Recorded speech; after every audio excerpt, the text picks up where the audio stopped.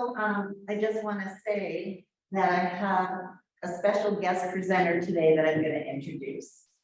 And his name is Kenny Jacobs, and he's the interim physical specialist, physical and mobility specialist at the SSD office. And we're happy to have him.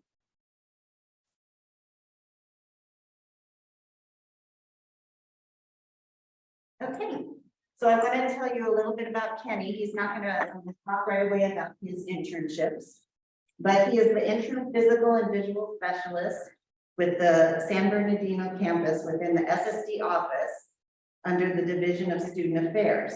He assists students with recommendations and accommodations and provides academic support to students. He has been on the campus since 2010 and has 3 degrees from Csusb, including a BA in philosophy, a BS in biology, and an MS in health service administration.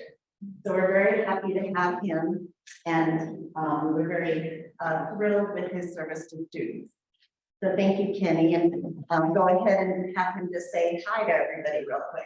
Hi, everybody. Just wanted to say hi. I'm going to be co-presenting today with Leigh, and so I've got some interesting stuff to tell you guys a little bit later about Haku and that internship process. But today, Leigh and I are going to have a little dialogue about the internship processes that we have today. I'm going to present to you today. And so, Leigh, I've got a couple of questions for you. So, what's the purpose of an internship, and how is an internship defined? So we think internships help you in 2 ways. Internships help you to know what you like and what you don't like. I have had students get an internship in their major and find out that they really don't like that kind of work. So they end up switching their major. And then I also have students that get experience in their major, so it gives them more confidence. So you learn what you like, you learn what you do not like, and it gives you some time to practice being in the workforce in your future. So I think it's valuable. Everyone that hires an intern knows that you don't have a lot of experience. So it's a very loving environment to start learning about your major and what you might want to do with your career. How important is it to find those opportunities that you don't like as well? Is that important in the process of securing an internship? I think so, because if you got a bachelor's degree and worked so hard to get your degree and then found out that you really did not like the work, I think you would be so disappointed. And it really does help you to practice and to learn things. Awesome. How does the workforce program help with the preparation and securing an internship? So we have a program that is coordinated through the WorkAbility office. It's a national federal program, and the purpose is to give students with disabilities a chance to get a federal internship. And a lot of the students that get an internship if they're close to graduation, it can also lead into employment. So it's a very good opportunity. The federal government wants to hire people with disabilities that are qualified candidates. And this is one of the ways that they identify you and they find out who you are. And the workforce recruitment program is for students. Specifically, they know that you're educating yourself and you're working towards a career. I think we go into this a little bit later, but are most of those paid? Are they? Yes. So those are full-time paid internships. They're geared to be mostly during the summer because they know you're a student. A lot of the graduates, let's say you're graduating in December, you can tell them you're graduating in December, and they will keep your information in a national database for a year, and you could get contacted anytime during that year for a possible internship or job. So if California is too hot during the summer, you might be able to go anywhere else in the United States and it just be muggy and hot instead of just hot. Yes. Is that correct? Yes, I did have one student go to Germany, so that was exciting. He was definitely adventurous and spent the summer in Germany. Then the following summer, he did the workforce recruitment program again. He did it in California, but he had graduated. He was a recent graduate and he ended up getting a job. So it really helped him to get work experience and get a job. And so since they are federal programs and federal internships, it can be anywhere, Yes, including overseas. yes. Very interesting. I've had students get offers in Hawaii, which he was real excited about until he found out how much it costs to live there. So you have to take everything into consideration because some areas are very expensive. Do they have surfing as an internship? That would be awesome. Yeah, that would be awesome. So I had another student get an offer in Pennsylvania. So it could be anywhere, Seattle area. I had 2 students go to the Seattle area. So it depends if you want to stay local, that's okay too. So Is it dependent on what the federal government needs at that time, or can you pick and choose? you cannot pick and choose. It has to be a federal organization that has funding and a need for an internship for the summer. So that's why your information will be in the national database for a year. Some students have gotten up to 5 offers and there's no commitment involved because if it is for summer 2023, they know that you can't make a commitment now for it, but most of the applications and interviews are in the fall for the following summer. So you can wait until summer and figure out what's happening in your life. If you already have a job or if you already have an internship, you just kindly and very respectfully decline. Okay. That's an important step in the process as well as identifying those that you would want to go to Yes, and are able to afford, just like Hawaii, might not be able to afford those, yes, but it might be something else in the near future. So just like anything federal, a few bureaucratic steps involved, but I think the payout is worth it overall. yes. How do you become eligible for the WRP? So to be eligible, you have to have a disability, a documented disability with your doctor or with the Department of Rehabilitation. You have to be a US citizen. You have to be a full-time student or graduated within 2 years or less. And they've given us a deadline of April 2020 and afterwards. And then we have a completed online, you have to complete the online application that you can get the link from the WorkAbility for office. You need a resume, you need a transcript to attach. And then when you get hired, you need something called a Schedule A letter. And I'll talk more about that in a little bit, but here's some testimonies I want you to hear. Hi, my name is Tiffany Jolliffe and I work at the Department of Labor in the Office of Disability Employment Policy. And this is my guide dog, Rayleigh. I'm originally from Bloomington, Illinois, and now live in Arlington, Virginia. I work here in ODEP on the employer policy team. I actually found my job thanks to the Workforce Recruitment Program. The Workforce Recruitment Program, or WRP, is a recruitment and referral program that connects federal sector employers nationwide with highly motivated college students and recent graduates with disabilities, like myself.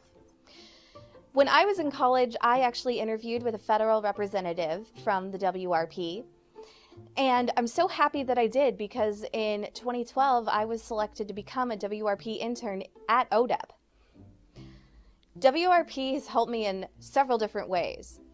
My internship actually led to a full-time position with a nonprofit organization in the DC metro area for 2 years, admission to grad school where I'm currently pursuing a master's degree, and in November of 2014, I actually returned to ODEP as a full-time employee. If your campus is involved, learn how to get your information into the database. And if your campus hasn't yet signed up for the Workforce Recruitment Program, talk to your DSS office about registering. It's actually easy. Visit www.wrp.gov to get started. Federal employers can search the database at www.wrp.gov, and private sector employers can go to www.wrp.jobs.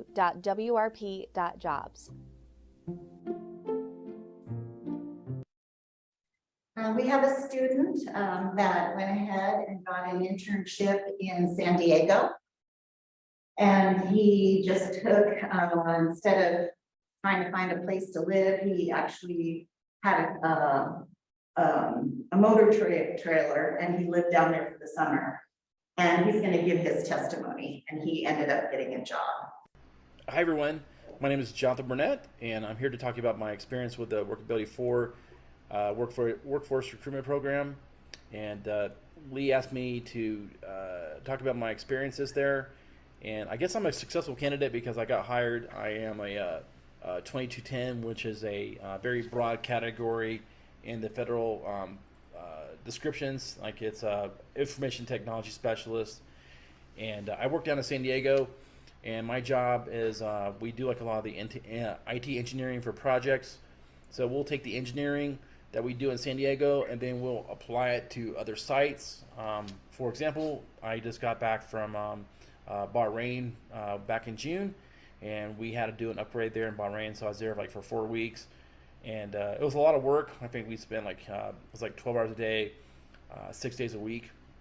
But they put us in a nice hotel, and we we get to do stuff on the weekends. So anyway, very successful upgrade, but that's sort of a very brief description of what I do. Okay, and she did put some questions together for me. So how did I find out about the workforce recruitment program? I'm prior service. I was in the Air Force for a number of years, and when I went back to Cal State San Bernardino to get my master's degree, I talked to the folks at the Veteran Success Center, and they referred me to the WorkAbility 4 office, and so I talked to them, and I got involved with this program. And then I found out about the WRP program, because before I had applied. I was working at a very kind of like a menial job, and I was trying to get a job like with the USA Jobs.gov. Had horrible luck. I think I applied like 10 times. I would take my resume and spend hours working on my resume and submitting it to USA Jobs.gov, and I got nowhere. So I was very, very frustrated. And when I found out about the WRP program, I was super excited. How did you get hired, and were you nervous at the interview? First, let me say I was extremely nervous at the interview. But how I got hired was basically, so I took my my resume. And I'm a middle-aged guy, so I had some IT experience before, and I took it to them, to the folks at the WorkAbility 4 office, and they helped me clean up my resume. They fixed some things. They helped me to expand on some items they thought was important. So I did that. And another thing you could do is make sure you do a lot of mock interviews. That was extremely important for me. When I went down there to San Diego to do my interview with the Navy folks. Cannot stress that enough. Have the WorkAbility 4 folks help you with your resume and practice. Have the WorkAbility 4 folks give you mock interviews. And let me just say one thing: constructive criticism is your best friend, because like right now you're looking at this video. And there's things that you're seeing, like this guy says too much. This guy does stuff with his hands. Anyway, the WorkAbility 4 folks are going to point those things out, write it down, and say, hey, these are the things that you need to work on for your interview. Let's see. But yeah, I was just nervous. I went down there. I think there's like 5 people at my board. Like I said, this was a technical interview, and yeah. So yeah, I was nervous, but I think I was very, very prepared. So before I went down there, I did like a lot of prep work. I kind of like researched the Navy command that I was going to be working for, and I just found out as much stuff as I could on the internet, and I think they really liked my sincerity and my honesty. Okay, let's see. Where did you live during your internship?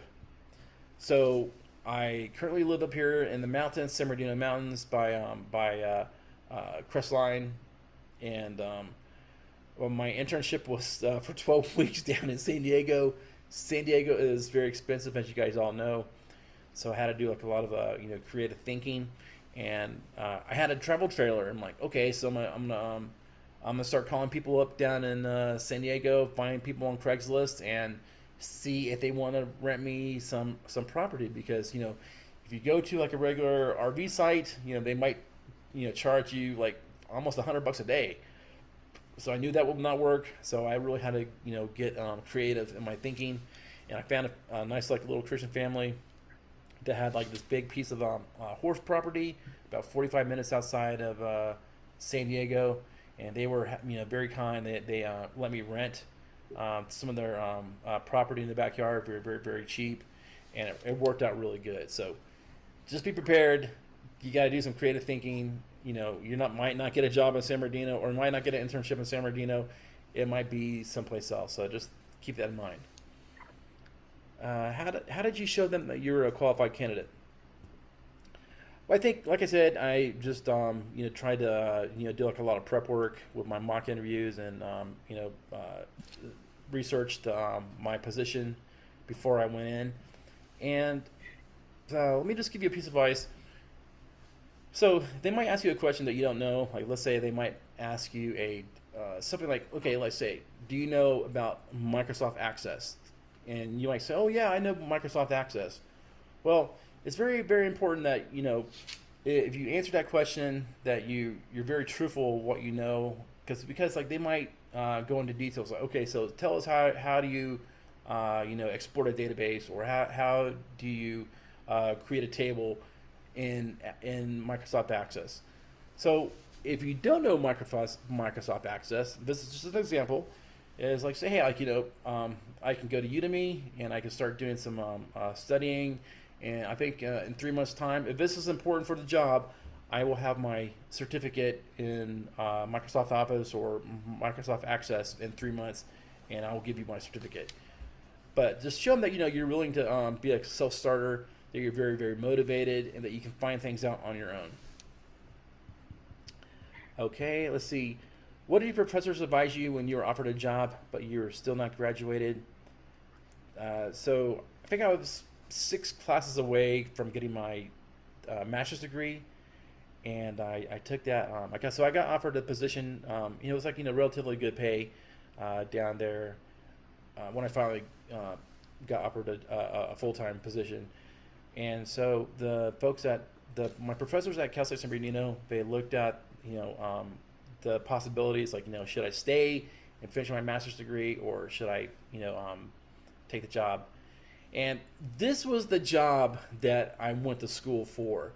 And they say, hey, Jonathan, we advise you just to go for it, take the job, and you can always come back later and finish your degree.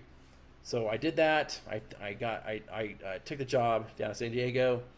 And then about a year later, I applied for Navy postgraduate school, the engineering program. I got accepted. And then it was a lot of hard work, but I just graduated with my systems engineering degree for my master's. So it just worked out. But your experiences may not be that good. So maybe the job that you intern for may not be something that you necessarily want to take, or you want to make sure that you finish your degree. So you really got to weigh the options there. Why were you nominated the award in Washington D.C.? So I think this is like the Gilliam the award. I'm sorry. I think Leigh can tell you better, but I don't think I was anything special. I just a hard worker. I worked really hard in my internship when I was down there, and I had a very good supervisor, and he took me like under his wing, and he really pushed me. That was the thing. Like he like made me work. He's like, see how much I was willing to take on, how long I was, there for. I think guys like they're like sometimes like 10 hours a day, before I was like there before people got in, and I was like there when people left. So just I just took a lot of notes, and he just was very kind, and just he just wrote this application up for me to be nominated, and that's how I got got the award. How has WRP impacted my life? Like I said, before this program with the WorkAbility for the WRP office, I had applied many times to usajobs.gov. I got nothing. Even with my experience, I got nothing. Even though I was prior service Air Force, nothing. Got crickets for response. But this WRP program got my foot in the door. It got me a interview you got to do an interview first, and you know, I got to explain why I wanted the job, and like I said, I did a lot of prep work, and you know, I just they gave me a chance, they gave me an opportunity, so yeah, it just really got my foot in the door and a chance to interview. So, what advice would you give students to consider the WRP opportunity? Like I said, take your application, take your resume, get it cleaned up with the WorkAbility 4 people. Do your mock interviews, practice. You know, study for your if you do get an internship, study for your interview. Study. Figure everything out you can. Write things down. Take notes. When you're in an interview, I would take a note pen and like I write down everyone's names. Like when they go around the room, say, "Hey, my name is Doug. My name is John. My name is Deborah. My name is Angelica." You write those folks down and make sure that you address them. And so, because like if you don't write things down, you're going to actually be nervous and you're going to forget people's names, and it just looks, it's awkward. So my advice is take notes, write down things, and do a lot of studying and prep for your interview and prep for your internship. Anyway, I think that's about it. And I just want to wish everyone the best of luck. If you don't get the interview, if you don't get the job, if you don't get the internship, just keep trying, keep applying, and never give up. So best of luck to everyone out there. Okay, bye-bye. Thank you. Christopher, does somebody have a question? Yes, we have a question from online. They want to know how you are notified for intern interviews. Intern what? Interviews. Oh, The internship. the interviews are set up by the WorkAbility 4 office. So if you apply and qualify and attach your resume and transcript, you are guaranteed an interview. So that's why this program is so exciting for students. It's not applying and maybe getting an interview. You will get an interview. Any other questions there? No, that's fine. Okay, so that's why he was so excited, because he tried in USA Jobs for so long and he never got an interview. Yes. My question is like, where to go to submit the resume, like the website? Yes, I can send, Cameron emailed me, Oh, perfect. and if he wants to email me for that link, Cameron, I can send it to you. And so what will happen is you'll register. It's a very short registration. I'll accept the registration and then you can go back in and you can finish your application. Oh, okay. Yes, and the interviews, just so you know, are at the end of October and the beginning of November. Christopher. Yes, I have another question from online. It's are the attachments reviewed by the WRP office? The question is, are the attachments reviewed by the WRP office? Yes, they will be reviewed by whoever interviews you. And that information will go into a database for 1 year.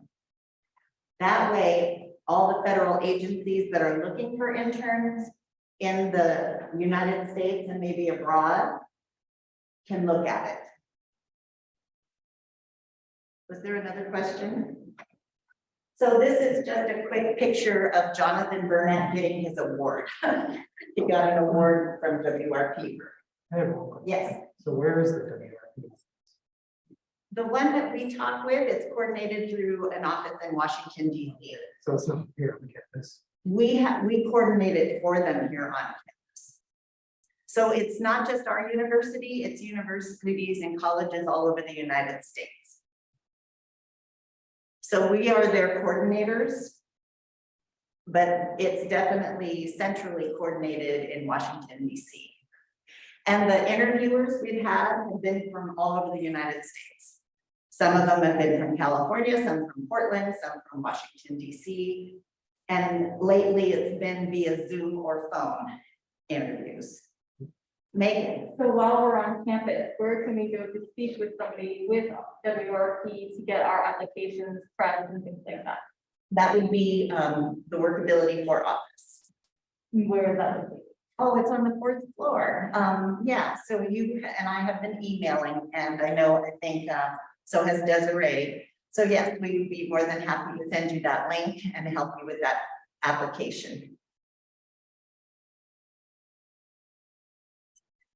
So did you have any more questions? Okay. No, so just to go back really quick, Jonathan was saying that he had to do a trailer down in San Diego. Absolutely.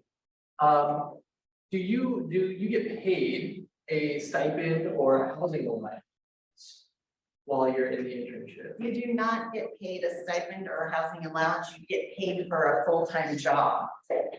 So I had one student in Washington that rented a room.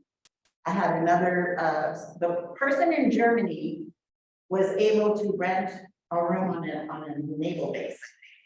But they might have some ideas for you in that area, but it's definitely your responsibility. And I can advise people, how to go about doing that for temporary housing.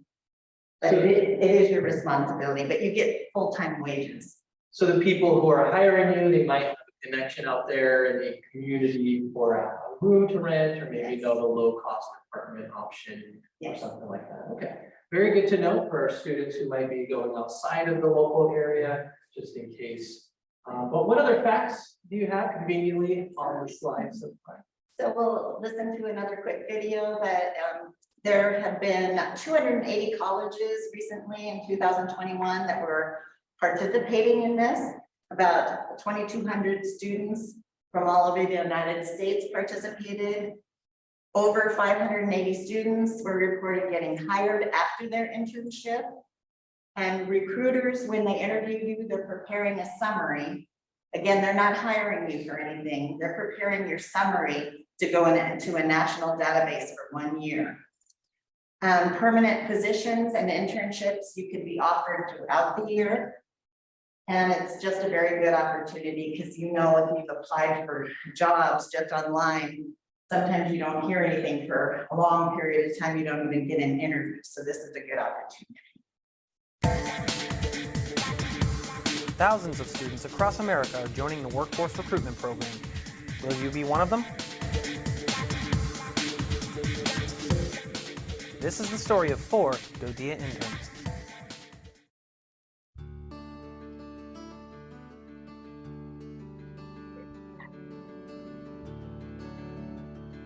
The Workforce Recruitment Program is a fabulous program that the government offers to give people with disabilities, and in our particular program that we participate in, specifically college students with disabilities, an opportunity to take a job in the federal government and to apply the skills and talents that they have to the workforce.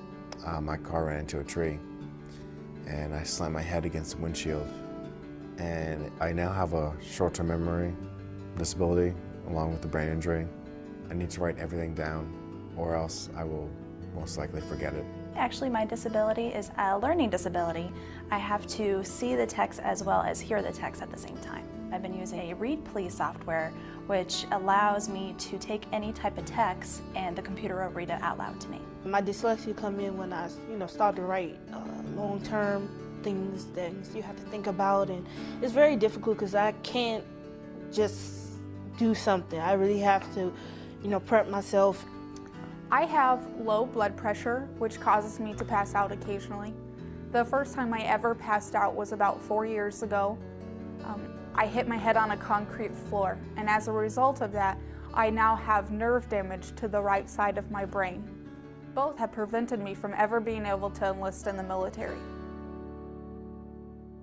My job in DoDEA is office auto technician, and I basically pull any files that need to be pulled or file away any files, make Xerox copies, seal envelopes, and shredding paper.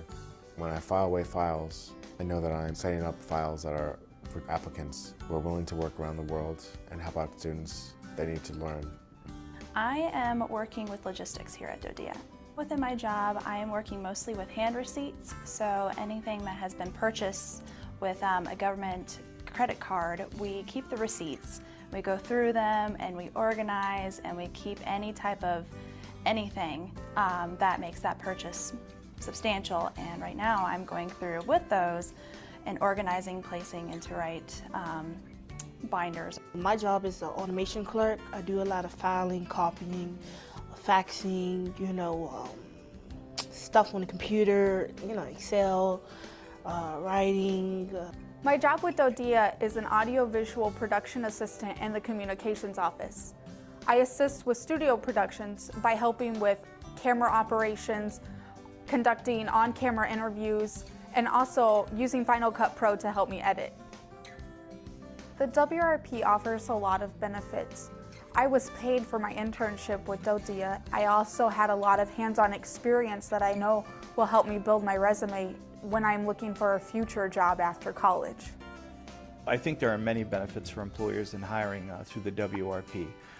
First of all, there's a wonderful talent pool of young people out there who are willing to offer their skills and talents to different federal agencies, and employers get to take advantage of that.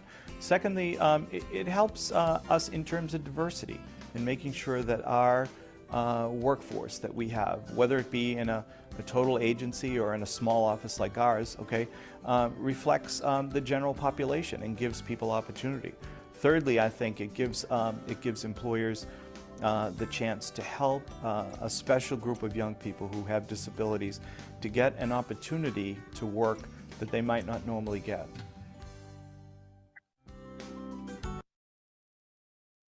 So previously, I did tell you about something called a Schedule A hiring letter. And what that does is when you apply for a job, any federal job, it doesn't have to be through the Workforce Recruitment Program. You can use that to identify yourself as a qualified candidate with a disability. You can get a Schedule A letter from a DOR, Department of Rehabilitation counselor, or a medical professional, and they don't really expire. So it's a good thing to have in your employment folder on your computer. For this particular internship, if you do get notified by a federal agency and they decide, you both decide that, yes, I want this opportunity and they're going to hire you, you will need a copy of that Schedule A letter. And so that comes from a Department of Rehabilitation counselor can just email it to you, or a doctor can get that for you. So using the Schedule A letter to fill a vacancy allows federal agencies to avoid using the traditional and sometimes lengthy competitive hiring process to interview a qualified candidate. So the federal government needs to hire a certain percentage of qualified candidates with disabilities. So it does help them identify you. Another hiring authority is veterans. Veterans also have a letter that they can use for hiring. So this is something that you will need if you do get an offer and accept it. Here's kind of a picture of what one might look like.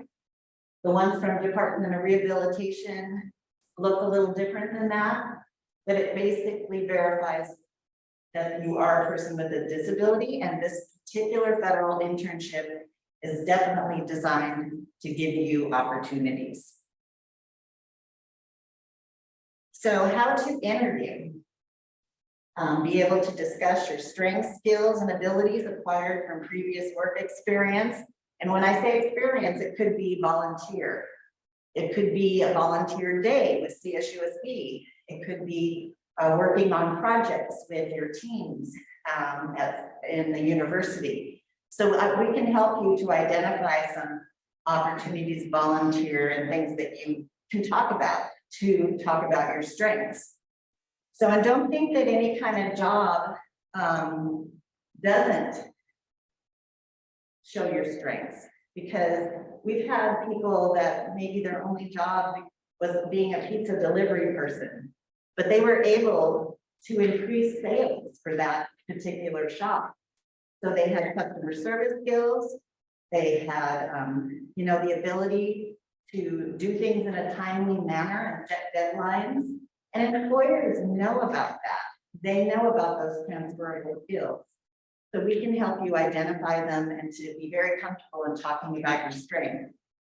There is a website called askjan.org, If you don't know what you need as an accommodation in the workplace, that website can help you, but most students with disabilities do know. But I like to give that website out so that you can find and get some advice. What are you interested in? A lot of times students just want to be in a government setting and start developing skills in a government office. So what federal agencies would you be interested in? If you're only interested in the Inland Empire, I advise you to Google federal agencies in the Inland Empire, and I do have a list of them nationally, but you can kind of be prepared and say, I want to work for the Veterans Association, you know, Veterans Affairs. I want to work for this agency. So maybe be prepared if they ask you that. Be very prepared. I've had students that thought they might want to venture out. They live maybe in Victorville and decide, well, maybe I can go as far as San Diego. And at the last minute, it just didn't work out. And that's okay. You're really just trying to see what opportunities will come your way and if everything will work out. And then are you interested in the summer internship or a job? And of course, if you're close to graduation, your internship, you're interested in both. And then important to have your resume looked at so that it's easy to read and does talk about your skills.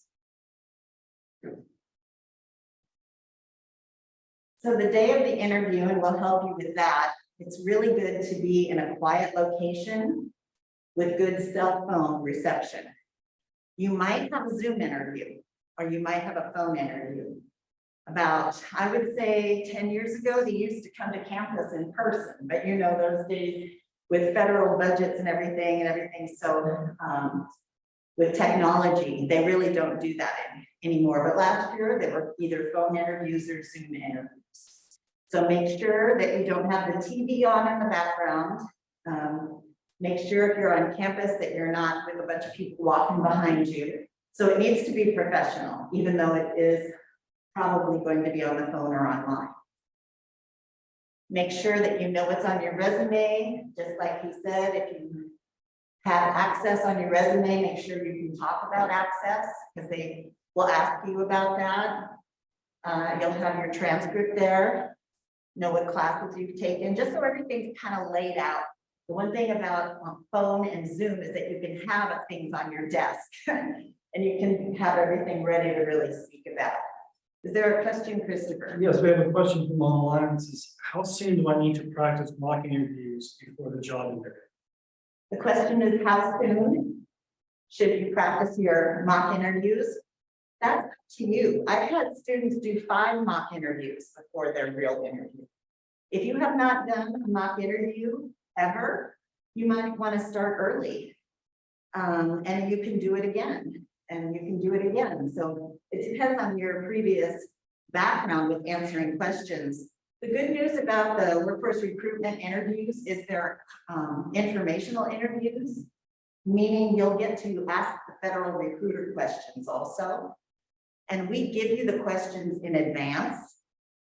So even if they ask you a question, we give those questions to you in advance. So you're not put on the spot. Now that doesn't happen at other interviews. So this is a really good opportunity because you'll be able to practice. Desiree. Can you repeat one more time when the interviews are starting? Yes, the interviews will be starting the end of October and going through the first 2 or 3 weeks of November. And actually it's set up to be around your schedule as a student. So what happens is the federal recruiter will give me their schedule and I'll match it with your schedule. And we haven't really had any problems. Any other questions, Christopher? No. Yes.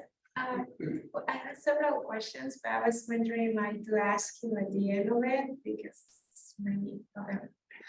Well, why don't, when we're done, we'll be here. So yeah, so that you might get it answered. So maybe you'll get some of them answered, but we'll be here at the end. Okay. And that counts for you too, PDC. Yes. Yes. So students, you must keep, after you do the interview with Workforce Recruitment and with WorkAbility 4, we are totally out of the loop after that. Meaning that if you get a job offer from somebody, you know, usually your information goes into the database in December and stays for a whole year. So let's say you get an offer in February. You need to make sure that you keep track of who called you or emailed you, because the WorkAbility 4 office will not know. And the WRP Workforce Recruitment office in Washington, DC will not know. It's now open. Your information is in a national database. So you must make sure that you keep track of that. And then you can call us. You can call Desiree and myself and let us know you have an offer, and we'll advise you and go from there. But we won't know who called you. So it's very important that you keep track of who that is. Get the name and phone number and make sure the email. If you're in class or driving or whatever, just call them back as soon as you can and let them know that you're interested in learning about the opportunity, and call them back in a timely manner. And positions can be anywhere in the United States. So feedback from the employer has been that students might not call back right away because they don't know what to say or whatever. That's why we're here. We'll help you with that. But it is important to call them back that day or the next day if they do contact you. Respond quickly, and they know you aren't ready to make a commitment. So that's okay. And if you're not available because you have another opportunity, which maybe Ken will tell you about some other opportunities and you may decide on that. It's okay to just send a nice thank you, but another opportunity came up, so that's okay. So again, we can help you with that. If you decide on considering an opportunity, it is okay to ask what the salary is, ask what the location, the hours, and the duties are, options for housing. Clearly state your accommodation needs, which in the application, it does ask for your accommodation needs, so they probably already know. And write down the company name and person that spoke to you. Thank them and say that you're thanking them for all the information and the salary, everything, because now you have to make a decision. You have to look and see if you can afford the area, how to go about get housing, and you can always call us for advice. And here's just. Oh yeah, they love me over there. It was like a family. Hey everyone, I'm Mike and this is my friend Jeff. You probably know us as the interview guys. Hey Jeff, what are you doing? Yep, I was with the company for 3 years. Sorry, can you hold on a second? Oh, hey Mike. Yeah, I'm just in the middle of a phone interview. Jeff, don't you think you should be doing it somewhere where you have a little more privacy? And is the wine really necessary? Hey, are they still on the line? Oh man. It's fine. They don't know I'm drinking. I pressed the mute button. Anyway, let me finish. Hi, it's Jeff. Hello? Hello? You forgot to press the mute button, didn't you? Oops. Well, folks, as you can see, Jeff really didn't execute that phone interview properly. And from what we hear, he's not the only one who needs to brush up on his phone interview skills. That's right, Mike. We've been getting a lot of people asking us about phone interviews. So today in this video, we're going to give you our top 5 tips to remember when doing a phone interview. The first thing to remember is to be prepared. Before the interview, you should definitely do some research on the company you're interviewing with and take good notes. Their website is a great place to start. You want to get a good idea of who they are and what they do. And it's always a good idea to know who their competitors are too. Also, make sure that you've studied the job description thoroughly. Number 2 on the list is pick a quiet place where you won't be interrupted.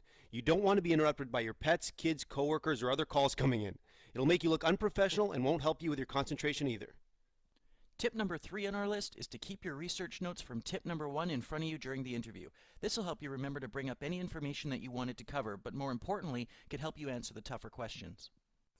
Our 4th phone interview tip is to pay attention to the tone of your voice. Always try to sound interested and engaged because you won't have the benefit of body language to help you convey your message.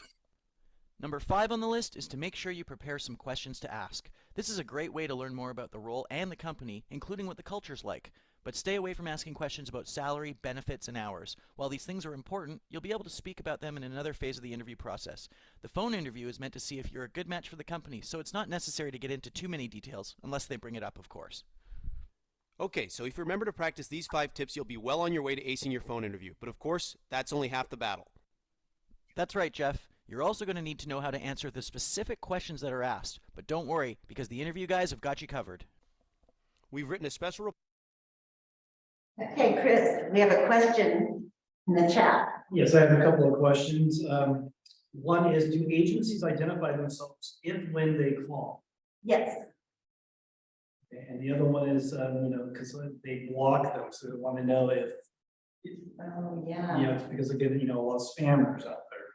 Yeah, that is an issue, about blocking. I don't know what advice, you might have more advice about that than I do, Desiree? So it will only block, it would only block registered spam callers if it's from an organization it should be going through. Okay, and it's .gov. Most of them have the address of .gov. So you can kind of identify that it's not a spam organization. This is referring to phone calls themselves, because I get. Yeah, phone calls. Yeah. It's like the same thing. If it's registered under spam one, it will, on the new updates on those phones, it'll say spam call. But if you are ever hesitant, what you could do is you can copy the phone number, put it on Google, and the organizations will pop up associated with that phone number. That's a great idea. So get the phone number, put it on Google. Yeah, that was gonna bring that tip up because I get a lot of spam phone calls. But they happen to come from this school, so it doesn't matter. It doesn't matter if it's registered or not, it'll still say it's spam, but it's your best bet to copy the phone number and look up it on Google to see if it's a verified number. Okay. And one important tip was, they said, the phone interview is where you make your first impression. Your voice and attitude are the only things they have to go on. Negative example, rude behavior are only amplified over the phone because this interviewer will take the cues from your voice. And I did have one person that did not get recommended, and it was because of his lack of enthusiasm at the interview.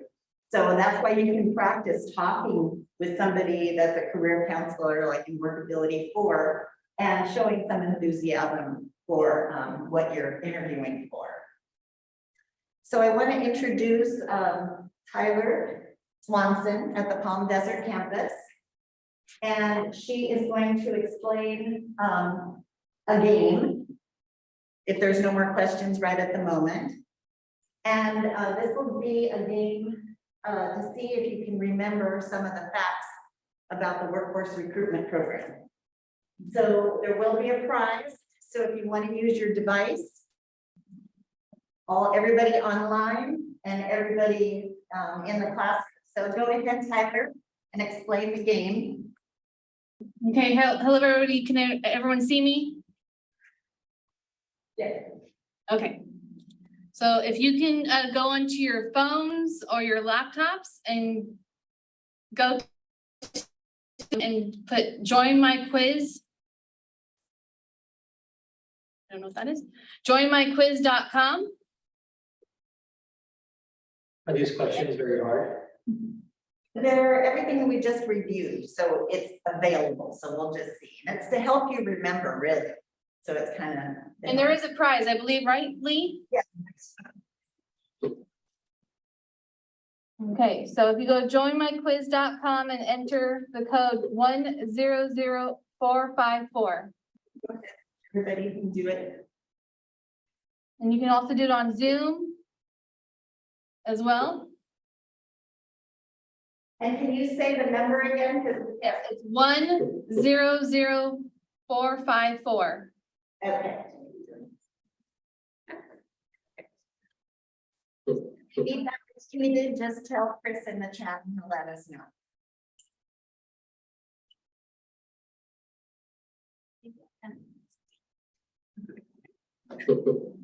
Okay.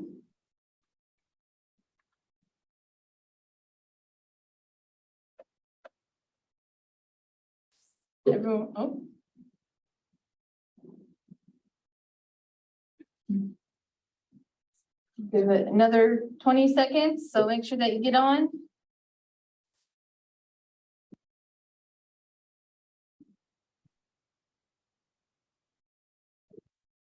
Okay, I'm gonna start the quiz. Hold on, Tyler. Oh, There's another person, Tyler.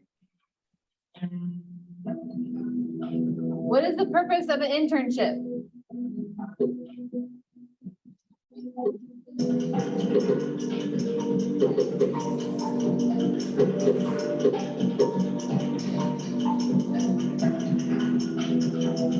Three more seconds.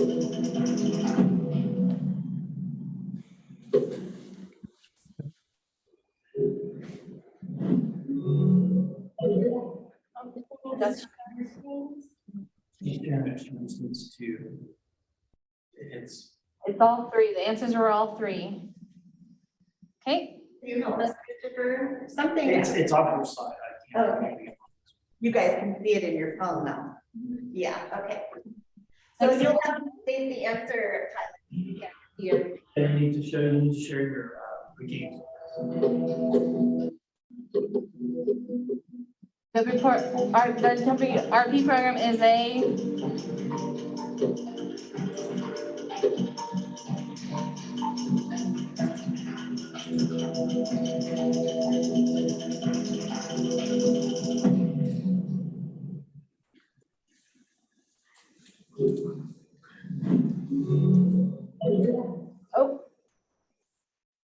okay.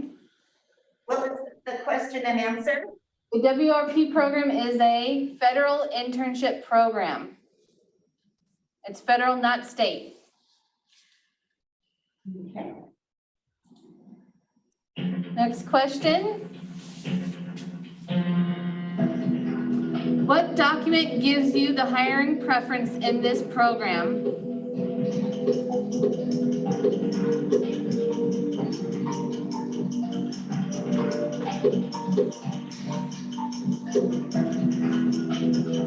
Three more seconds.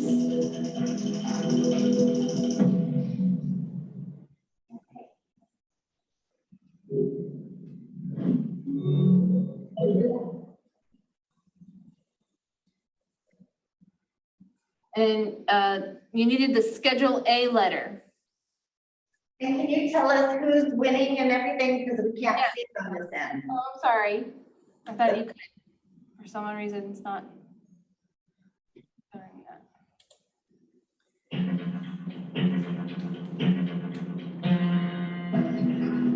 To be eligible for this WRP opportunity, you must be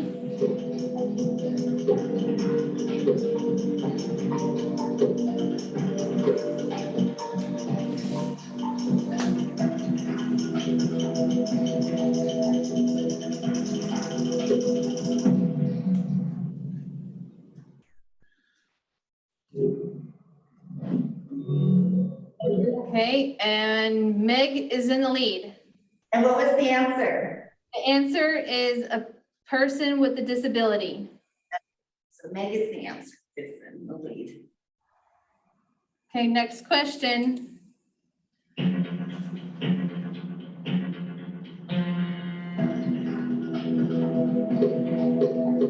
To be eligible for the WRP opportunity, you must also be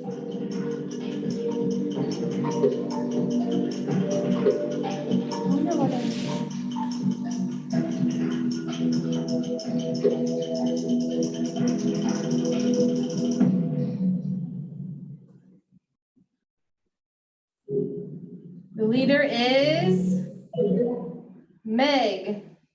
And what was the answer? And the answer was a U.S. citizen.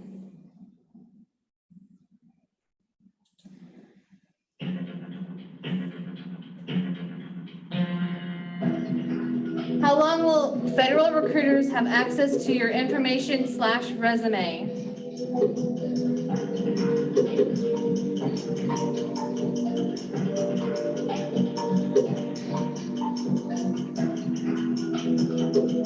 Three, 2, 1. Time's up. And here's a leader. And it's still Meg. And what was the answer? Place. The answer was 1 year. Not 1 month or permanently, but 1 year. Okay, next question.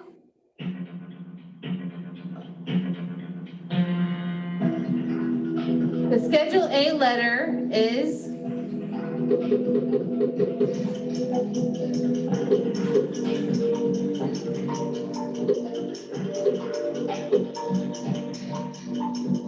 five, four, three, two, one. Time's up.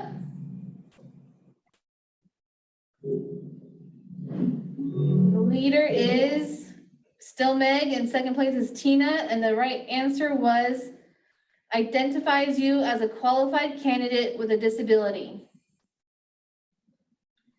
Next question.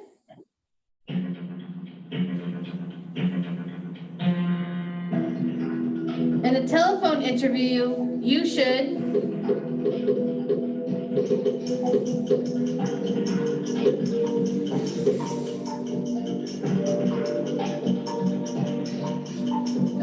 five, four, three, two, one. Time's up.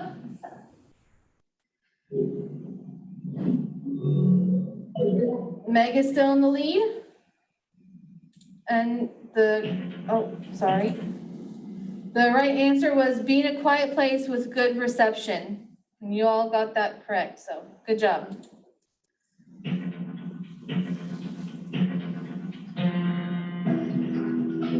If you're contacted by the federal agency or recruiter, you should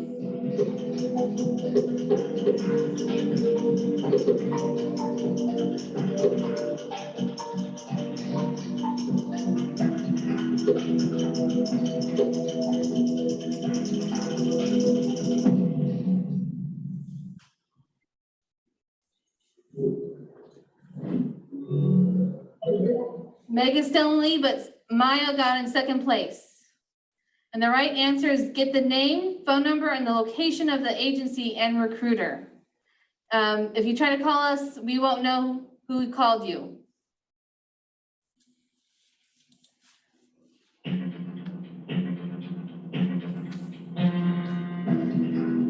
If you pursue an offer, does that mean you're committed to take it?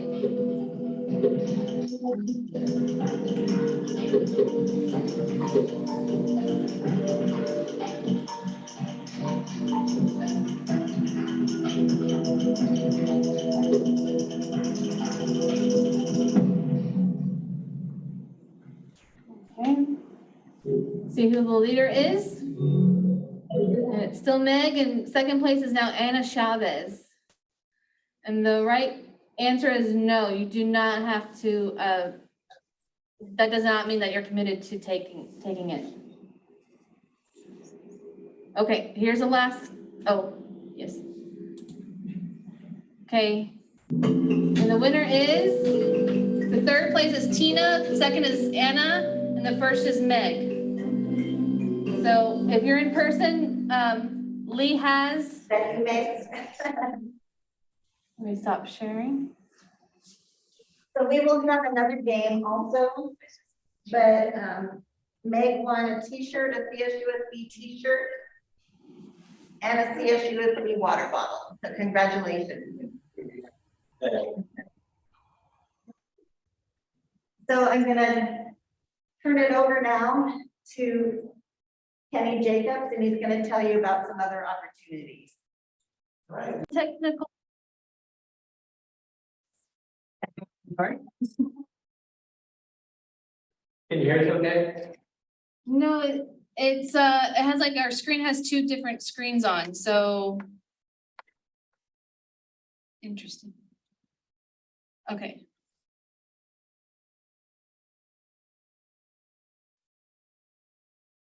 Is that better or worse? I'm gonna go with that was better. We got popped off, but it's fine now. Okay, excellent. So my name's Ken. Ken Jacobs, the interim physical and visual specialist with SSD. And I'm here to talk about Haku with you today. Who's heard of Haku? You can raise your hand. You can use a chat function thing. Let's see here. Cool. So a few people. Thank you so much. What we're going to go over is internships that Haku has to offer. Haku is essentially the Hispanic Association of Colleges and Universities, and they have an internship program specifically for college students and recent graduates. So we have a couple of requirements to get into the internship program. One of them is going to be that you have completed at least your first freshman year of college. It's going to be requirement number one. So if you're a first-time freshman, I'm sorry, but you got to wait a year. But that's okay, because that means that it gives you time to build some experience, build a little bit of knowledge, figure yourself out what you want to do and what kind of internship you want to have. So it's not necessarily a bad thing, because it gives you time as a first-time freshman to really tease out those ideas and really tease out what you want to do as an internship. You also have to have a 3.0 GPA or higher. You have to be enrolled in a degree-seeking program. So what's a degree-seeking program? That's going to be a regular Bachelor's of Arts, Bachelor's of Science program. This is pretty much excluding students who are in the certificate-only programs or part of those programs that are offered through CGI, which is going to be the extended learning degree programs. It's going to be like the online criminal justice, the online social behavioral, I believe. There's a couple others out there, but those would be excluded from this internship opportunity. And then as long as you meet those requirements, you can also have graduated within the past 12 months. So CSUSB graduates students 3 times a year. We've got fall, we've got summer, and we've got spring. So 12 months after those dates, those conferred dates, you can still apply for this internship opportunity and essentially go to the conference, go to the program, and explore those internships and everything that has to offer. Listed on the slide here is going to be the website that you can use to get more information and also apply as an individual. You don't have to apply as an individual. I'll go over that a little bit later, but essentially it's going to be www.haku.net. That's going to get you essentially to the main page where you can identify a bit more information regarding this if you have more questions. Oh, Leigh, we've got a question in the audience. Do you have to be Hispanic to participate? So the question is, you have to be Hispanic to participate. You just have to be fluent in Spanish. You don't have to be fluent in Spanish. That's a lie. That's a complete lie. You can speak English. It's fine. You don't have to be Hispanic. Hispanic is just a designation that they give to certain institutions. CSUSB is known as a Hispanic serving institution. And so part of that is going to be Haku and that program. So it's really just a designation for the organization that originally was for Hispanics, but has since broadened and is open to anybody as long as you meet those requirements that I read about earlier.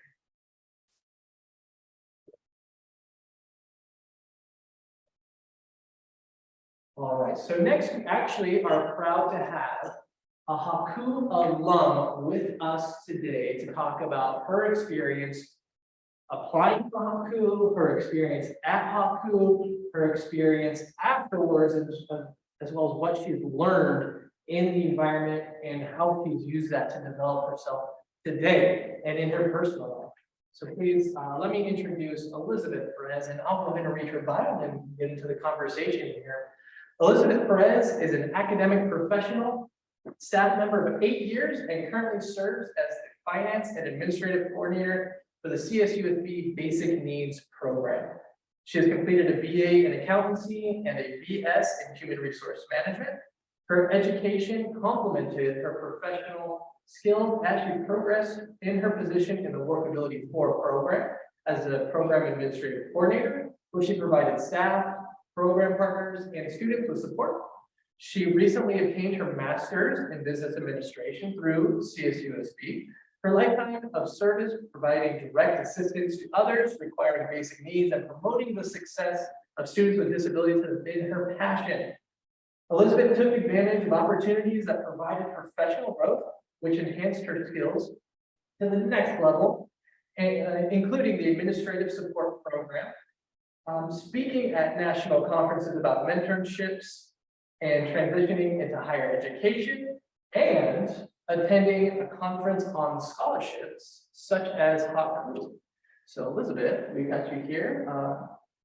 You're muted there, so let's go ahead and get you unmuted, and then we can spotlight you as well. But Elizabeth is there, and so how are you doing today, Elizabeth? I'm doing well. Thank you for asking. Awesome. So we're here to talk about your experience, and this is your spotlight hour. So tell us, how did you originally hear about Haku? First, I had a colleague of mine, and he also worked at WorkAbility, Alonzo Curiel, who recommended that I go and apply for Haku. I was very nervous to do that because that was out of my comfort zone. But of course, it was last minute, and of course, and fortunately, I was already prepared with all my documentation, and I applied before the deadline. And that's how I heard about it. And I too was kind of nervous about not being able to speak Spanish because I look like I should, but I don't speak Spanish. So that was a concern of mine. But fortunately, I did get an email later saying that I was accepted into the program, and I got the scholarship. Awesome. So when you're talking about you applied, was this for the actual Haku individual internship, or was this something else?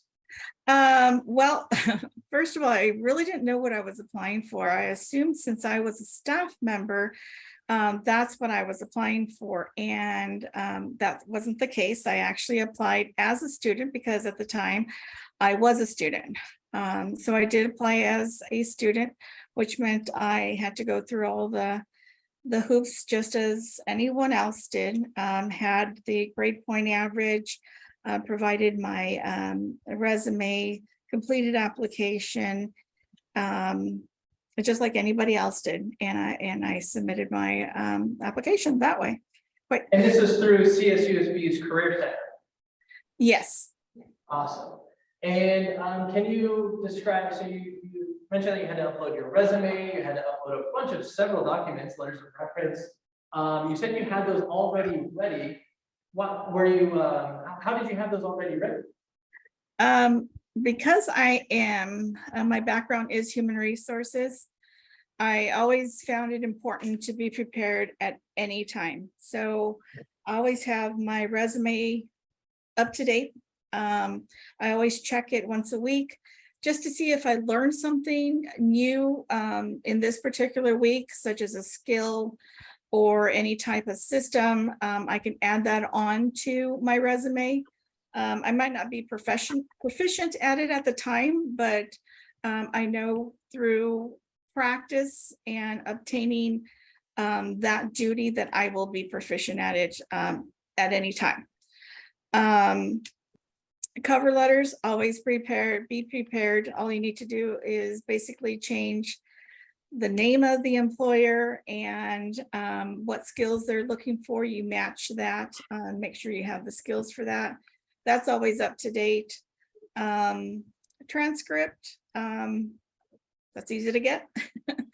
And letters of recommendation. I always have a letter of recommendation once a year. So I have something fresh and new to provide anytime either I apply for a scholarship or employment or internship. I always have that ready. So I'm always prepared just in the event that something comes up that like sparks my interest and says, okay, hurry, apply to that, everything's ready. So it's good to be prepared prior. And since I was prepared prior, applying for internship on the deadline date wasn't an issue for me. Gotcha. And so you got accepted. Well, we have a date range of submissions, so it's not late if it's before the submission date, right? So you're okay there, and then you get accepted for these the Csusb Haku internship stipend, essentially. When you get accepted, you have to go through a pre-conference, which kind of helps you get ready for Haku. Can you explain what that pre-conference was? And then right after that, we got a question that Okay, the pre-conference is just preparing you for the conference itself and what will entail at the conference. A lot of networking, so you practice your networking skills. One of the skills is your 30-second elevator pitch. That's really important to practice. Jonathan mentioned in his video that you need to practice, and it's really important that you do that. I had my elevator pitch here in my head, but when it came out, they didn't go together. So that was really important that I practiced that because it didn't sound like just gibberish when it came out. So I didn't want that to happen. But the pre-conference provided me the opportunities to practice. I practice interviewing. I practice my 30-second elevator pitch. I practice networking with others and how to be comfortable and ask for business cards and provide them with my business card. So it wasn't awkward. It was more of a transition of here's this, give me this, and it's good to see you. The other part of it is it teaches you etiquette. I feel that I have pretty good etiquette. However, you can always learn something new. Etiquette means how to act when you're in an interview, when you're talking professionally or networking, when you're eating dinner. That's really important because you want to show yourself as a professional. And I always remember the Titanic, when the lady says, eat from the outside in, and that is exactly what you do. Where do you put your fork when you're done? How do you, present your fork and knife when you're completely done? So the waiter or waitress staff can take your plate away without even asking you, are you done? So that really, really helped. And it also boosted my confidence level. Being with others that are in my same position, maybe they might not be my same age, but they are my peers, or were my peers, and they were at the same level I was and learning new things. And believe it or not, you do remember those things when you're at the conference. Right, I like to tell people that during that pre-conference, it's kind of like a boot camp. It's like 2 days, very intense, lots of training, and they teach you how to eat a very new way. Because like you said, it's a very specific order of eating and the etiquette and work outside in. But Elizabeth, let me get this question real quick, and then we'll come right. Okay. 2 questions, so I'll go ahead and what's the first one? Okay, the first question from online is Haku strictly for students? How about recent graduates? So can recent graduates apply for the Haku internship program? Yes. If you have recently graduated within the past 12 months of your confer date, you can apply for the internship program through Haku. And the second online question is, do you have to be a U.S. citizen or resident? What about a DACA student? No, you do not have to be a resident, but there are some traveling issues that might pop up, so just be prepared for that, because you do have to fly sometimes. There's a Haku pre-conference, a Haku conference in San Diego, so they cycle those ones. If flying is an issue because of documentation, then you can definitely get your site support. This is exactly about information. Even you don't have documents as immigrant and not documents, you can travel around the 50 state. I mean, 50. I don't know, 51, 50. Well, you can travel because I have been traveling around and I didn't have my documents. And I always travel with my ID. For my passport, my Mexican passport, I took planes to Miami, Tennessee, yeah, just different states. As long as you don't go out of the country. So as long as you have the proper documentation, as one of the participants in here was saying, you can apply essentially with the documentation that they have for their passport. If you're missing a passport or don't have the other kind of documentation, you want to look into getting that stuff just to make sure that you can have the proper travel arrangements if you do not have that kind of. Any other questions? And that was a 12-month after graduation. 12 months after graduation. Awesome. All right, so Elizabeth, back to you here. We've got pre-conference. Now you're done with the pre-conference. Tell us about the actual Haku conference. Where was it located? And then what was your first impression? The conference that I attended was in Chicago in October, and it was really cold. But that was okay. When I first got there, I was really intimidated because it was a very large venue, and this is uncharted territory for me. So and a lot of my peers were not my age. So that was a challenge for me. But when we got to the conference, it was amazing that, well, one, we all dressed the same. We all had the same business shirt. We all had the same business tie or scarf. So when we got to the conference and the first large meeting that we had was all the schools, we came in and we just fanned out into the audience. And it was, we came in with a group of, I believe it was 53 of us. And it was reassuring to see that we took a great presence to this conference. So seeing that made me very proud, which gave me a bit of confidence to say, okay, I'm with that group. But that was really a really unique experience to see a good presence of my peers that were going to be there to support me throughout the conference. But yes, the conference was in Chicago. It was very cold, so we had some cool activities that we did and valuable workshops. All the workshops were done by the vendors, which were the employers or whoever came. There were a lot of federal employers as well as universities. And there were places that I wanted to work at, the FDIC, the CIA. Yes, I wanted to work at the CIA, the IRS, and some really big, well-known universities as well. So because of the training we had during our pre-conference, I did a lot of networking with people at the conference and after the conference.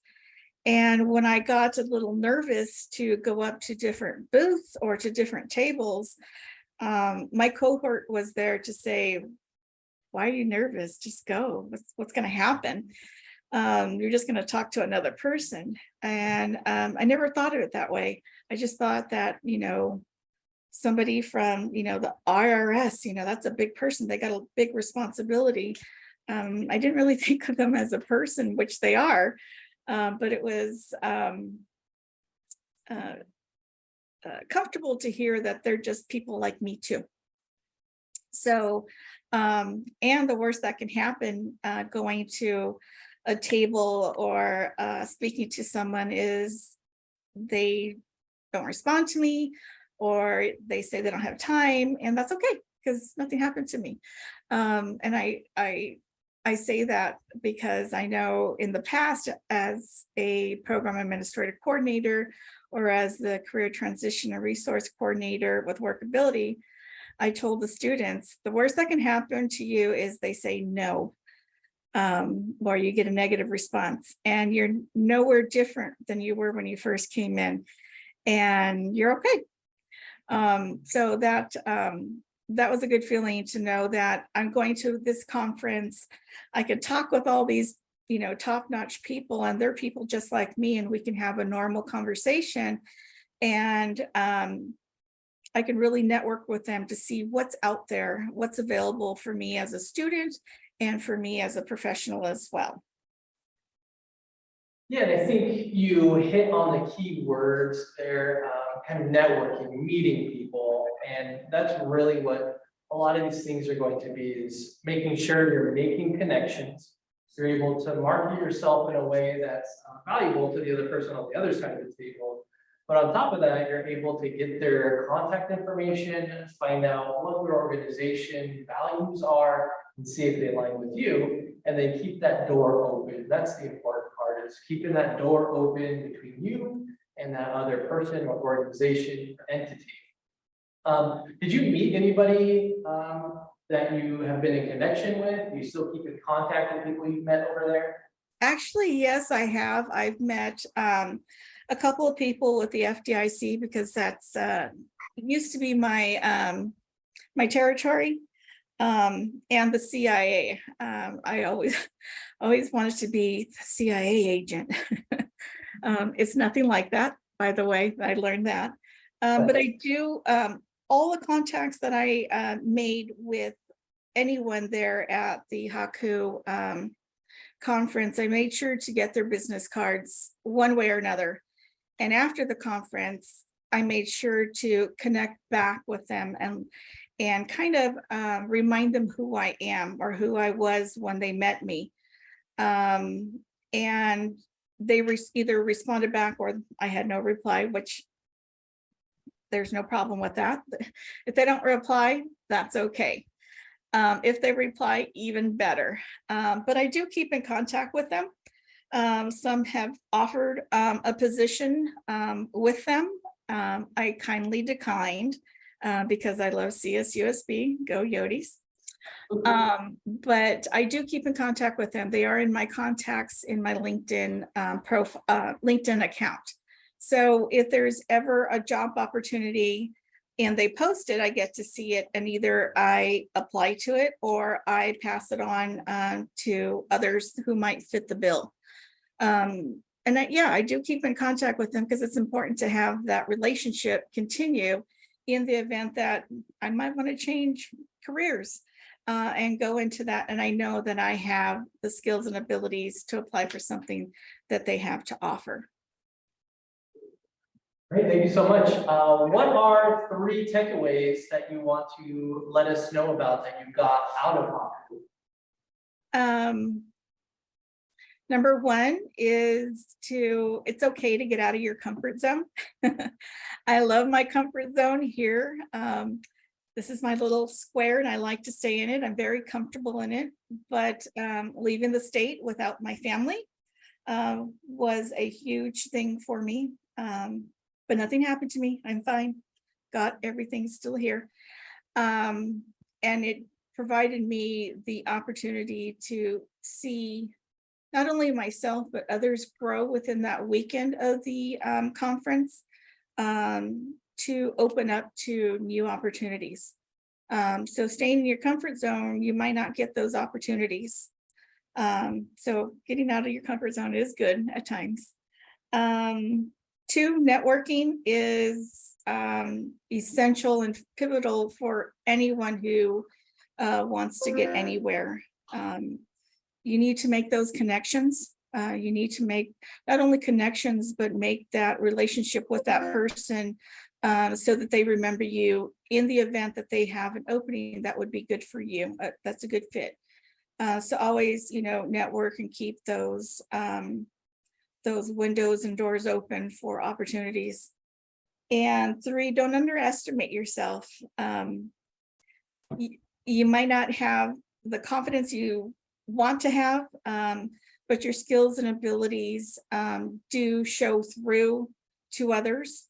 So be confident in what others see in you.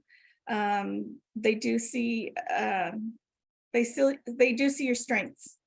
And they can probably point them out to you. So be confident that you do have those skills and abilities. You're going to a fantastic school here at CSUSB. And well, we have so many accreditations here at Cal State. that that you should not have any doubt in your skills and abilities and your education here. Thank you so much. Yeah, I agree. And we've got a lot of support for students who are interested in Haku. Thank you so much, Elizabeth. I appreciate your time. Absolutely. Have a great day. Thank you. So next we've got why choose Haku? The Haku internship program stands for the Hispanic Association of Colleges and Universities, and it's the biggest Hispanic internship program in the United States. And it is basically an internship that goes all year long. There's an internship in the summer, fall, and spring. I myself participated in the summer internship, and basically these internships are both federal internships and private with private corporations. So you have the option of either or, but they place you based on your major.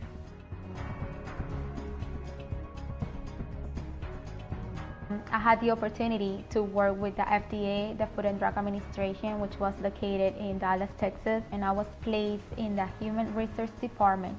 My main task was to assist the director of the MPSB branch, or the Management and Support Program branch. And some of the projects that I was in charge of was to develop a staffing method to find qualified candidates to the open positions that they have. When I got the call, they did ask me if I preferred working in Washington, D.C. or in New Mexico. I told them that I would prefer in Washington, D.C. since I wanted to experience an internship in Washington, D.C. I worked with the USDA, the United States Department of Agriculture, and within that department I worked with the HSI office, which is the Hispanic Serving Institutions office. And basically in my office, they do a lot of outreach and a lot of marketing in the federal sector and in the higher education sector. I got to learn a lot about event planning, a lot about marketing and networking with, with managers from other departments in order to put together an event.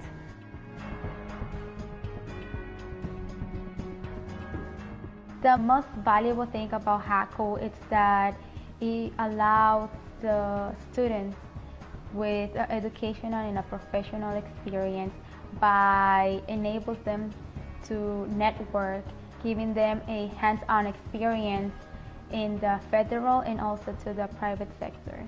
It expands your horizons and it makes you to think outside the box.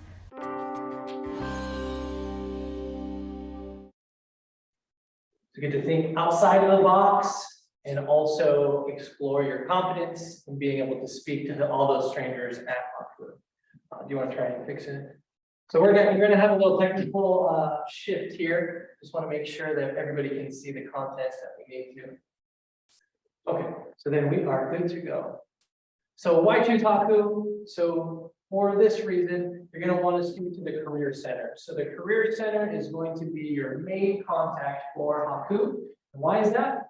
Because as Elizabeth was describing all of the great things that she did through the CSUSB Haku Internship Award, it was all paid for. So she actually got a stipend out there. So travel was covered, lodging was covered, the registration fees were covered, as well as students received a meal stipend because most meals are covered by the actual internship conference, but not all of them. So the Career Center was able to provide a stipend for students. So all you really had to do was apply and then just show up to the airport and then be whisked away to the Haku conference, where you get to meet everybody and see all of the potential employers or potential internship supervisors and all those departments. As was mentioned on the video and through Elizabeth, there are federal opportunities, and then there are private companies, and then nonprofits. So it's really the gamut of organizations, and you can find something for sure. Because when you get there, there are a lot of activities, a lot of workshops, a lot of presentations, but there's a really big thing, which is the the career fair, the fair that they host, which is all of the vendors. You open up the ballroom doors, you walk inside, and in years past, it's been, you know, dozens and dozens and dozens and dozens of tables, all lined up wanting to talk to you. But the Career Center, they're going to be able to connect you and guide you on how to apply for the Csusb awards to go to Haku. And the annual conference itself, they usually recruit in spring, so be on the lookout for your emails from the Career Center. Your Coyote emails are going to have that information in there, so be on the lookout. And that conference is held in October of that year. So spring, the Career Center sends out the email to students, say, hey, apply for this Haku award. Don't throw it into spam, don't junk it, save it, and then apply when you have everything ready. That way you can go and attend the conference in October of that year. So we're coming up on October for 2022. The applications have already closed and the participants have been selected and will be going this October. Again, if you need more information, we've got the Csusb Career Center, which was located on the 3rd floor of UH, but has since moved to the new student union, which I believe is now flooded. So I don't know where they are particularly. Okay. The Career Center email that's listed there is actually incorrect. There should be a B after the CSUS. So we need csusb.edu. If you email that email, it's not going to go anywhere. Don't recommend using that one. Make sure you put that B in there. And like I mentioned earlier, the location of Haku usually rotates. So there are a few, which I believe one's in Texas, Miami, Chicago, San Diego, and there might be one other one. I'm just being informed that if you send it to CSUS, it's actually going to go to Sacramento. So don't email CSU Sacramento. So we've got this internship course description. We've got 2 examples here. These are to kind of show you that not only can you get possibly money, get a paid internship, not only can you fly to awesome conferences, but if you secure an internship, you can actually receive college credit through an internship course. This is one example for accounting. They're usually the 5,000 level courses, so you're going to want to be on the lookout for those. What you'll normally have to do is secure an internship and then work out arrangements between you and the professor on what the structure of this course will look like. Sometimes you just need to do a write-up at the end of your internship. Sometimes there are checkpoints between you and the professor to make sure that you have the necessary knowledge and experience for this internship. But one thing that I really wanted to point out is the variation in the types of courses that can be out there as well. Because if you notice here, the second to last sentence says, may be repeated once for credit. So if you have a year-long internship, you can essentially take accounting 5753 twice. Once in the spring, once in the summer, once in the spring, once in the fall, however many times you can take it, but you can only do it twice for credit. You can repeat it more, but it doesn't make much sense to do it that way. We've also got another example, which is going to be sociology. So this is another 5,000 level course, 5753 course.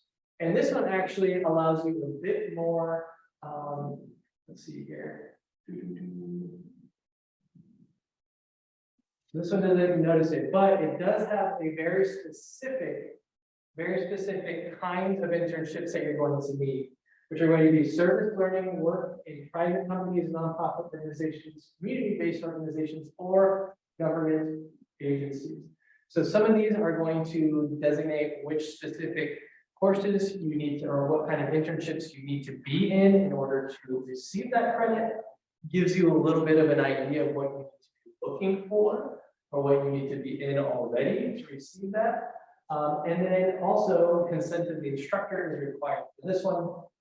And this course specifically has been through a couple iterations. Previously it was 575, and then it was Sociology 5751. Now it is 5753. Just keeping you on your toes. Okay, so just pay attention. Make sure that if you do secure an internship and you do have, it lasts at least a term or longer, you can apply to one of these and receive college credit. The next thing we have is the Career Center at CSUSB. Not only offers to pay for everything for you to go to Haku if you get selected. If you have an internship that lasts the term and you're enrolled in one of those internship courses, you can actually get $1,000 just for having those two requirements met. So you typically have to have the internship already, be enrolled in that course, and then apply for the CCIA. The CCIA works out $1,000 for your internship for that term, so it's free money. If you have an internship already, you can get credits for it, you can get paid for it, you can go to Haku and have it all funded and find this internship out there. There's a lot of support out there for you to identify an internship, a lot of incentives to make sure that you do so. So again, information will be with the Career Center, $3,000 on the table if you've got an internship already. Identifying an internship. So we've gone through a couple of big ways in which you can identify those internships. And one of them is going to be Haku, big old vendors, big old conference room of vendors. Then we have the WRP, which can identify and match you to a possible internship. Outside of those, we also have Handshake. How many people know about Handshake? Got a couple. Okay, looks like a few. So that's good. Handshake is our job board for CSUSB. And essentially what you can do is you can search by internship, job type, even student employment is going to be placed on here. So you're going to want to make sure that you have everything that you need to secure that internship and then be able to get that money and then get enrolled in that class, right? So we've got Handshake. On the Career Center website, we actually have the internships listed by departments. So I know for sure that if you go to the Career Center website, you go to internships, you search by your college department, say kinesiology, they have internships listed on there for students. So one of them is like a lab technician intern for the kinesiology lab. You have to apply to that obviously, but they're out there, they're available. All right. And then obviously networking. So we've said that networking is going to be very, very important to make sure that you get what you need and secure those internships. So telling everybody, right? You're going to want to tell your boss, you want to tell your friends, you want to tell your family members, you want to tell your coworkers, you want to tell your classmates, everybody that you can, is let them know that you're seeking an internship and in what, because the more that you network, the more that you allow that information to get out, the more somebody might know of an uncle's cousin's brother who's going to be hiring right down the street for an intern. So you never know. And lastly, we got the quiz. So we've got this next part here, which is join my quiz. Hopefully we can get it set up. And then beware, these are not easy. Okay, so I hope you pay attention. Hand it over to Tyler. Wait, I'll do that. No, she's got it. Okay. Take it away. Okay. Hopefully everyone can see my screen this time. Okay, so go back to joinmyquiz.com and enter the code 774795.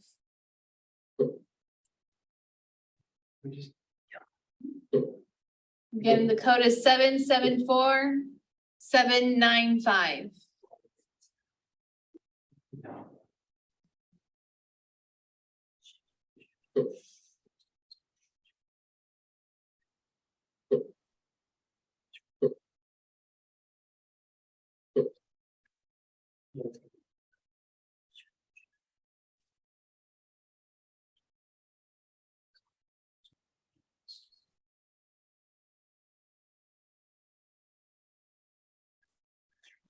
Hi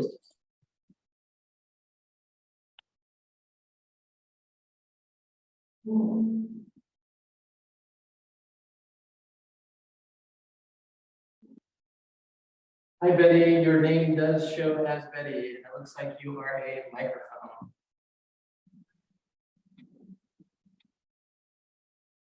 Unless we have two Bettys. No, I don't.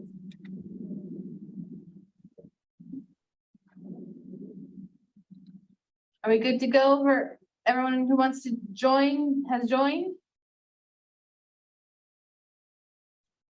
Everyone at San Bernardino campus has joined, who wants to join? I think so. I think we're good. So we're gonna start. Hopefully you can see it. Okay. What is one way to find and apply for internships? Uh-oh. Put it in. What is one way to find and apply for internships?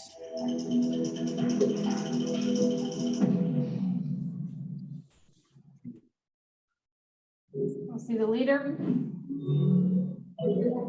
And right now, Tina's in the lead.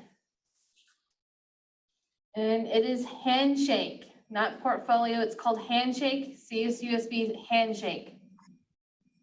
Okay, next question.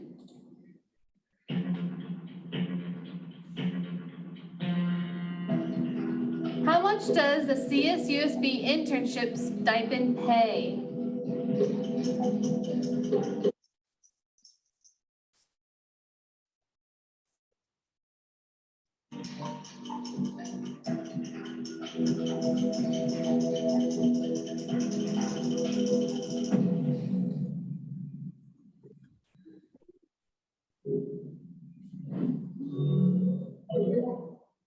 Tina is still in the lead. The right question, the right answer was $1,000. It's not $1,500 or $2,000 or $2,500. It's $1,000. Next question.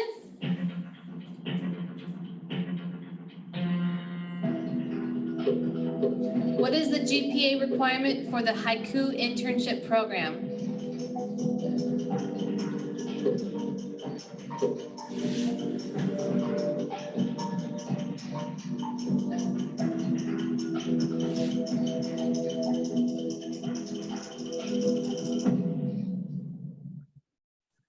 Okay, here's the leader. It's Meg, who's in the lead. And the right question was a 3.0, not a 2.5. Well, this one says 3.0. That was 2.5. Yeah, I don't know. 3.0 for Haku. 3.0.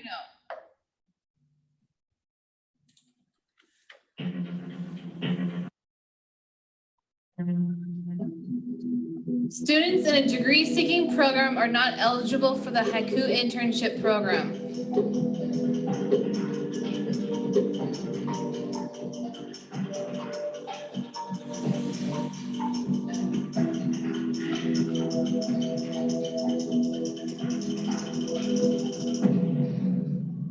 Okay.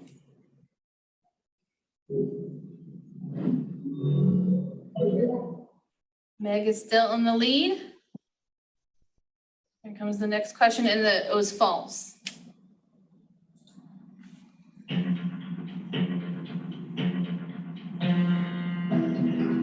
When is the Haiku conference normally hosted?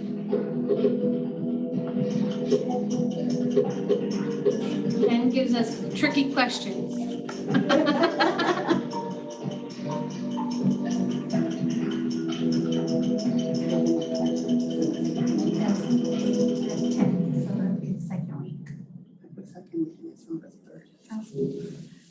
Okay.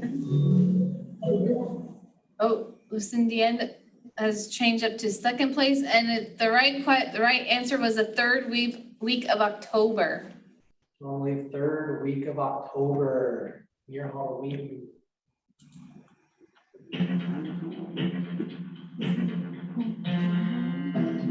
What is the name of the CSUSB internship stipend?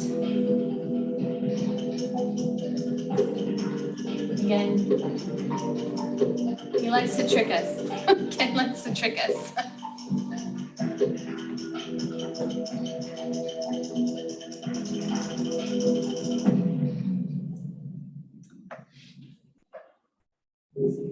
Let's see if there's any leader change. Oh, Carmen is in second place, Meg is in first, and the right answer was the Career Center Internship Award.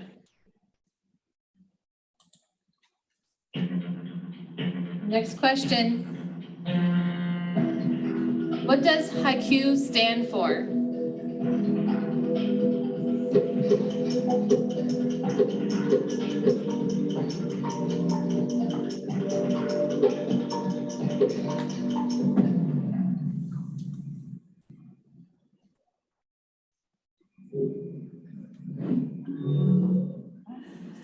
Nope, no leader change. The right answer was the Hispanic Association of Colleges and Universities. Next question.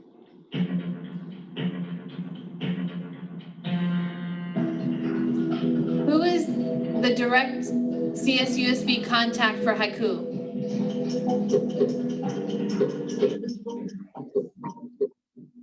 This one can be thrown out. I don't think I mentioned. Well.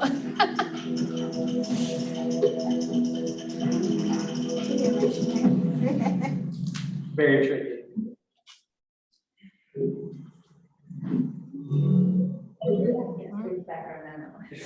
Not CSU Sacramento, but previously it was Valentina Felix. Valentina Felix. So 5 people got that right. Good job. Next question. 3, 2, 1. What is the website address for more information on Haiku?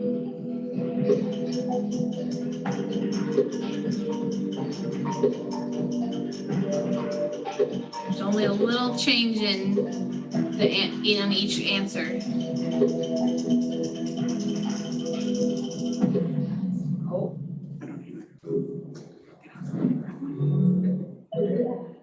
Okay. Meg is still in first place. And it is haiku.net is the right answer. .net. Not .com or .org or .edu, it's .net.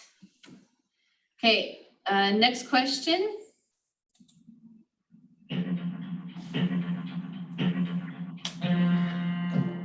And are you going to apply for Haiku? This is a poll. Okay.